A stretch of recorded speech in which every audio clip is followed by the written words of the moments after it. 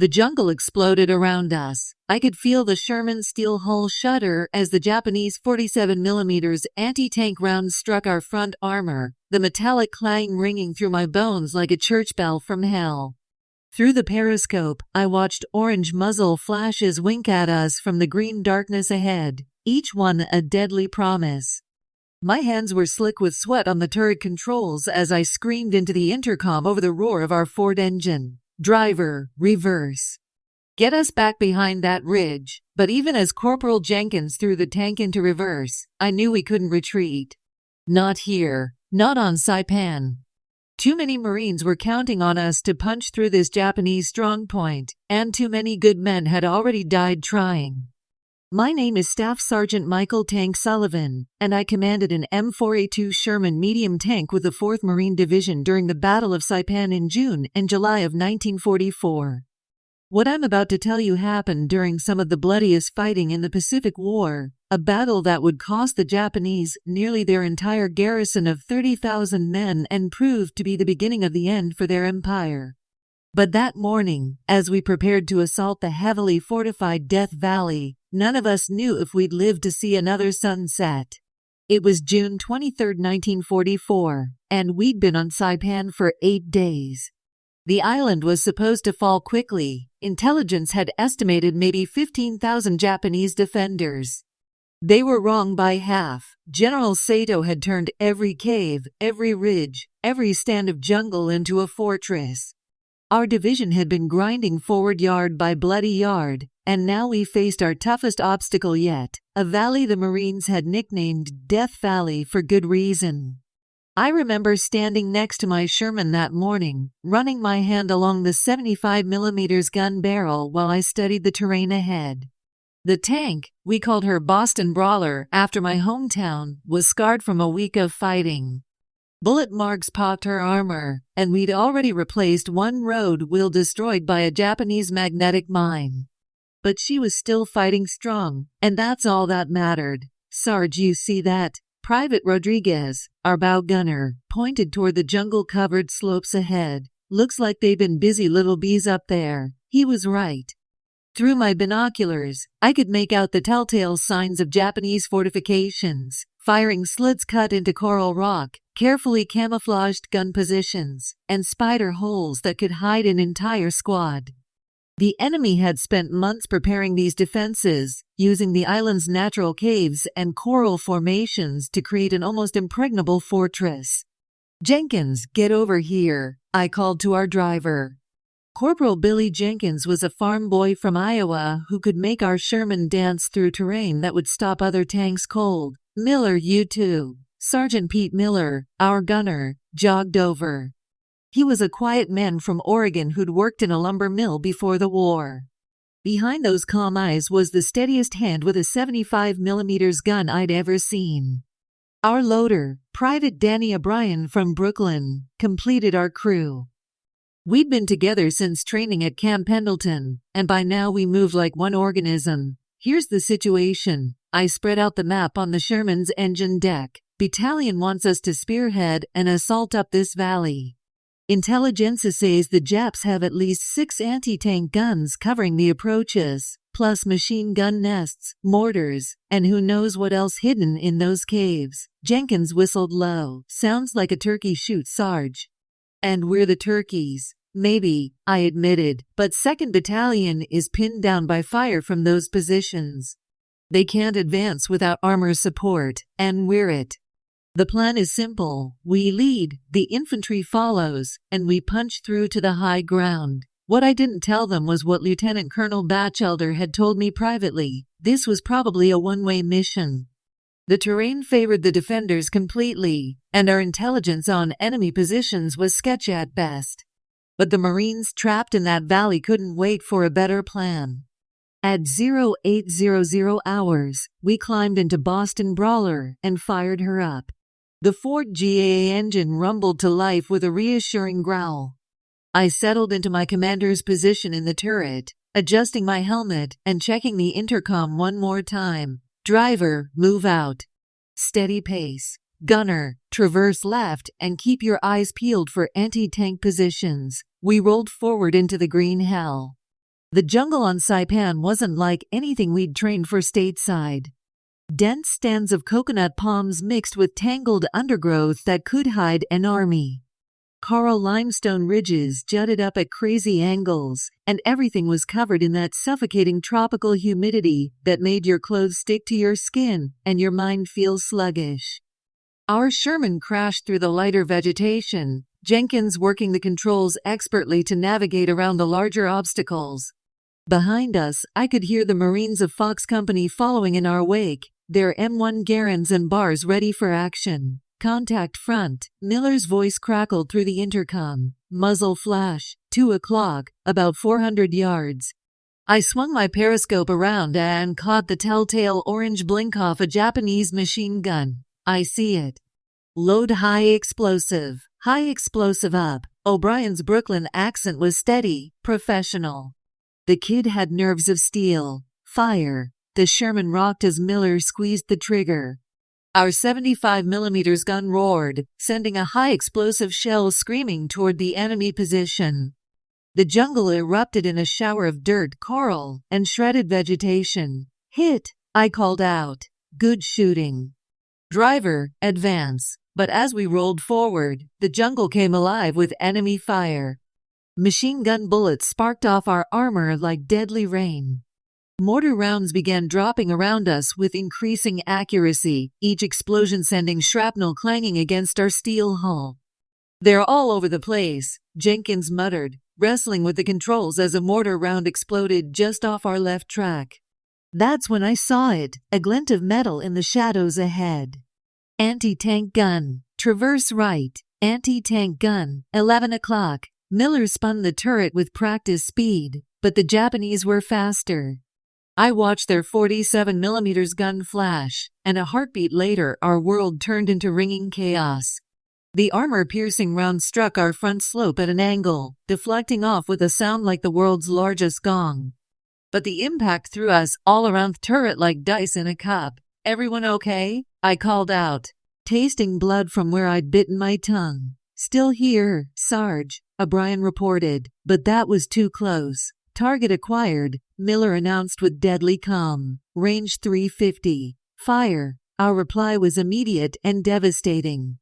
The 75mm high explosive round hit the Japanese anti-tank position dead on, turning their gun and crew into flying debris. But even as we celebrated that small victory, I could see more muzzle flashes winking at us from the ridgeline ahead. "Driver, hard left. Get us behind that coral outcropping." Jenkins spun the Sherman like a dancer, throwing us into cover just as another anti-tank round whistled through the space we'd occupied a second before. The shot struck a palm tree behind us, exploding it into splinters. From our covered position, I could assess the situation. It was bad. The Japanese had turned the entire valley into a killing field, with overlapping fields of fire from multiple positions. Every cave, every ridge, every stand of jungle concealed enemy weapons. And we were right in the middle of it. "This is Brawler to Bulldog 6, I radioed to our company commander. "We're taking heavy fire from multiple positions. Need immediate artillery support on the ridge line. Coordinates follows. Bulldog 6 to Brawler. Artillery is tied up supporting 3rd Battalion. You're on your own for now. Can you continue the advance?" I looked ahead at the killing field we'd have to cross. More anti-tank guns were up there, probably Type 147mm pieces that the Japanese had positioned perfectly to cover every approach. Machine gun nests swept the open ground with deadly precision. And somewhere in those caves were probably hundreds of infantry with rifles, grenades, and that fanatical determination to die for their emperor. "Roger, Bulldog 6. We'll continue the advance." What choice did we have? Fox Company was counting on us, and beyond them, the entire 4th Marine Division needed this strongpoint eliminated. I keyed the intercom. "Okay, listen up. We're going to make a run for that ridge. Miller, I want you to keep that 75 busy, rapid fire on any position that shows itself. O'Brien, keep the shells coming. Jenkins, once we start moving, don't stop for anything. If we get stuck in the open, we're dead. What about you, Sarge? Jenkins asked. I chambered a round in my Thompson submachine gun. I'll be keeping the Japs off our back with this. Now let's show these bastards what American armor can do. We burst from cover like a steel thunderbolt. Jenkins pushed the Sherman to its limits, the tank racing across the broken ground at nearly 25 miles per hour. The engine roared with power as we crashed through undergrowth and bounded over coral ridges.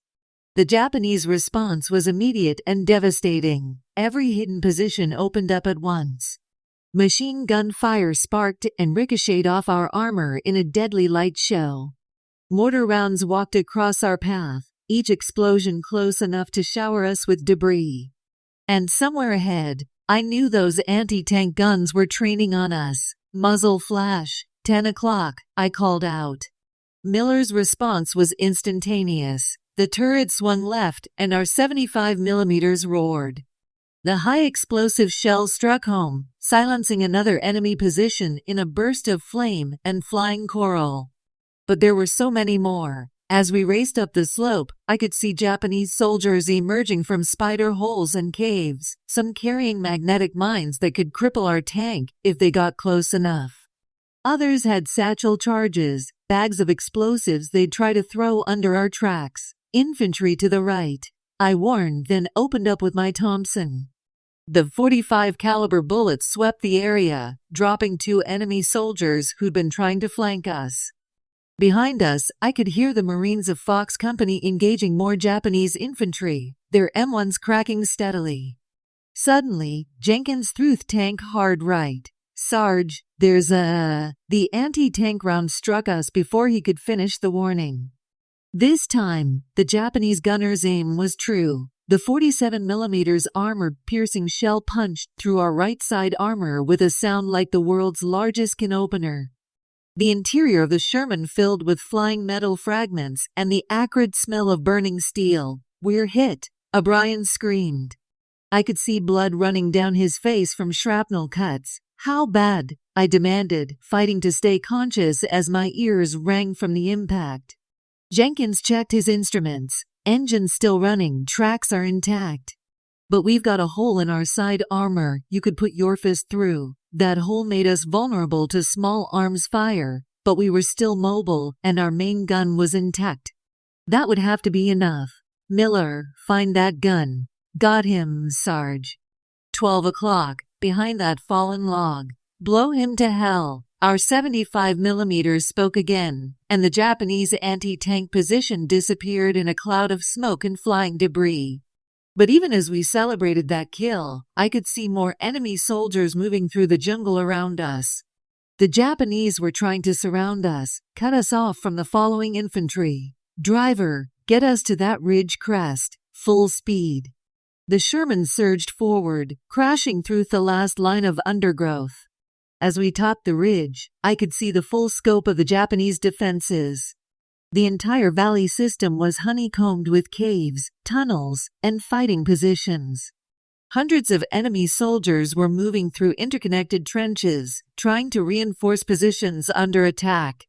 And there, not 200 yards away, was the prize, a massive cave complex that served as the command center for this sector of Japanese defenses. Intelligence had been trying to locate this position for days. Target-rich environment, Miller observed with grim satisfaction. Where do you want me to start? That cave complex, 12 o'clock. Give them everything we've got. For the next 10 minutes, our Sherman became a one-tank wrecking crew. Miller worked the 75mm gun like a master craftsman, sending high-explosive shell after shell into the Japanese positions. Each round found its mark, collapsing cave entrances, destroying machine gun nests, and scattering enemy infantry. O'Brien fed shells into the breach as fast as Miller could fire them. Despite his wounds, the kid from Brooklyn never missed a beat. Jenkins kept us moving, positioning the tank to give Miller the best possible shots while avoiding the worst of the return fire. The Japanese fought back with desperate courage. Small groups of infantry charged our position with satchel charges and magnetic mines, forcing me to work overtime with my Thompson. Mortar rounds continued to drop around us, and at least one more anti-tank gun was still active somewhere in the maze of positions. But gradually, the enemy fire began to slacken. Our sustained bombardment was taking its toll on the Japanese defenses. Cave after cave collapsed under our assault. Machine gun nests went silent as our high explosive rounds found their marks. "Brawler, this is Fox 6, came the call over the radio. "We're moving up to your position." "Outstanding work up there." I looked back down the slope and saw the Marines of Fox Company advancing, their bayonets fixed and ready for close combat. Behind them came more Shermans from our platoon, their guns already engaging targets on the flanks. The battle for Death Valley was turning in our favor. As the Marines reached our position, I climbed out of the turret to coordinate with their company commander, Captain Morrison. The jungle around us was devastated, trees stripped bare by shell fragments, coral ridges blasted into rubble, and smoke rising from dozens of destroyed enemy positions. "Hell of a job, Sergeant," Captain Morrison said, extending his hand. "Your tank just broke the back of their entire defensive line. My boys can handle the mopping up from here." I looked back at the Boston Brawler. She was battered and scarred, with that gaping hole in her side armor and dozens of bullet marks across her hull. But she was still running, still fighting, just like her crew. "How many?" I asked, though I dreaded the answer. "Enemy casualties," Morrison consulted his notes. "Hard to say exactly, but we count at least 200 confirmed killed, maybe 300. 6 anti-tank guns destroyed, plus dozens of machine gun positions, and that command cave complex. This whole sector of their line is finished." The numbers were staggering, but they came at a cost. I could see Marine medics working on wounded men, and several body bags were already being prepared for transport. Victory in the Pacific always came with a price in American blood. Over the next week, we continued grinding forward through the Japanese defenses. The breakthrough at Death Valley had created a gap in their line that we exploited ruthlessly. More Sherman tanks joined the assault, supported by flamethrower tanks that could clear cave systems the conventional guns couldn't reach. The Japanese fought with suicidal determination, but their position was hopeless. Cut off from resupply and facing overwhelming American firepower, their defenses began to crumble. On July 7th, the remaining Japanese forces launched a final banzai charge, the largest of the Pacific War. Nearly 4,000 Japanese soldiers and civilians participated in this desperate assault, but it only hastened their destruction. By July 9, 1944, Saipan was officially declared secure. Of the original 30,000 Japanese defenders, fewer than 1,000 survived to be taken prisoner. The rest had died fighting, committed suicide, or been killed in the final mopping up operations. Among the dead was General Sato himself, who committed ritual suicide rather than face capture. The cost to American force was heavy as well, over 3,400 killed and 13,000 wounded during the month-long battle. But the strategic victory was immense. Saipan put American B-29 bombers within range of the Japanese home islands for the first time. The fall of the island also triggered the collapse of the Tojo government in Tokyo, bringing Japan one step closer to eventual surrender. For the crew of Boston Brawler, the battle was a defining moment. We'd proven that American armor could break through even the most formidable Japanese defenses when properly supported and aggressively employed. Our Sherman tank had destroyed 6 anti-tank guns, countless machine gun positions, and probably killed over 100 enemy soldiers. But it was the human cost that stayed with me long after the guns fell silent. Every Japanese position we'd destroyed had been manned by young men not so different from ourselves, soldiers who'd fought bravely for a cause they believed in, even when that cause was hopeless. The caves we'd collapsed had been filled with human beings who'd died far from home, just as too many Americans had died far from theirs. Jenkins, Miller, O'Brien, and I all survived Saipan, though we each carried scars from that terrible month. O'Brien's face bore permanent marks from the shrapnel that had cut him during our assault on Death Valley. Jenkins developed a nervous tic that made his hands shake whenever he wasn't actively driving. Miller became even quieter, spending long hours cleaning and maintaining his gun with an almost religious devotion. As for me, I learned something about leadership that no training manual could have taught. Sometimes, the hardest decisions are the right ones. Sometimes, you have to ask your men to do the impossible because the alternative is worse. And sometimes, victory requires sacrifices that will haunt you for the rest of your life. Boston Brawler served faithfully through the rest of the Pacific Campaign, participating in the battles for Tinian and later Iwo Jima. She was finally retired after the Japanese surrender, having survived 3 major amphibious assaults and countless smaller engagements.